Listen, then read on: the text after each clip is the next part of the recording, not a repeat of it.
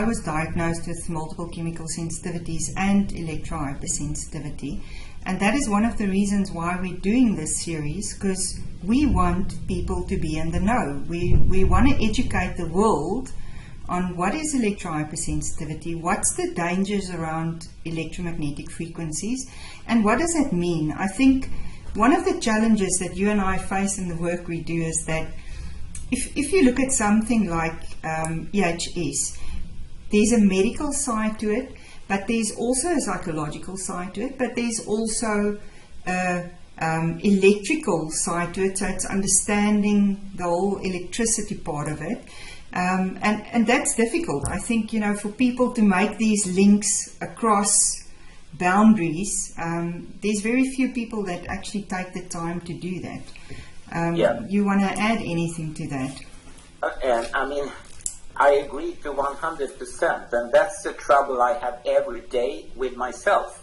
I need, as you say, to be an expert on handicap issues, on medical issues, on technical issues, on computer-based issues, etc., etc.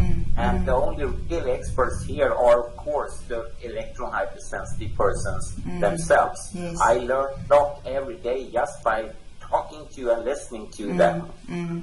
So when I acquired an electrosmog meter, I very soon learned that I'm much better than my meter.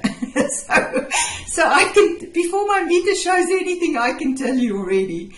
My body just, I can physically feel electromagnetic frequencies. And could I just quickly add, that's very, very common in medicine and biology, that you have high-tech tools, no question about it, but often the animal, the plant, the bacteria, whatever, reacts much better and much quicker than any such instrument would do. And still, as humans, we are pretty clumsy when it comes to picking up different sensations and indicators in our environment, in contrast to what the dog or a cat or a bird or a butterfly we do easily. Yes. We have an extreme hard time to do, You're 100% right. And again, what we'd like to achieve with this is to raise that level of awareness so that people can start making the link.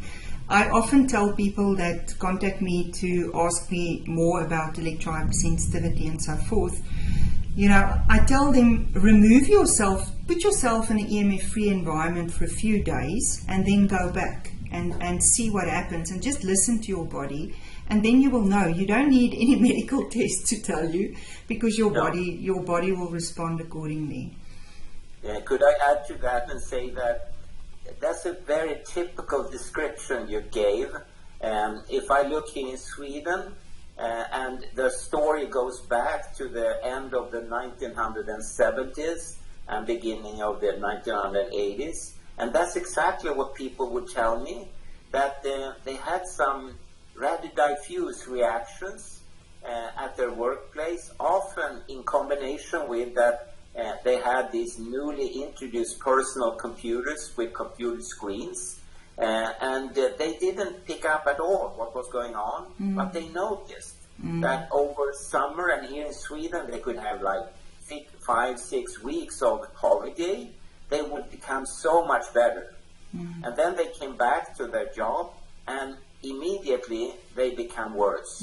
And then they would see that over weekend they also got better. They got better when they went home, and slowly they start to realize that it could be something at the workplace.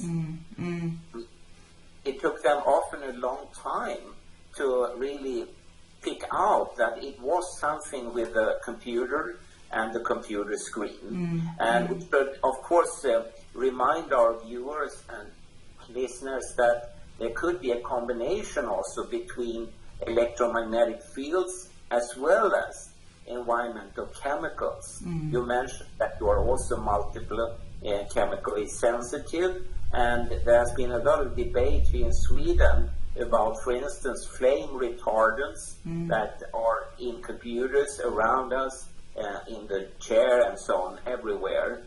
So there could be different types of chemicals interacting as well.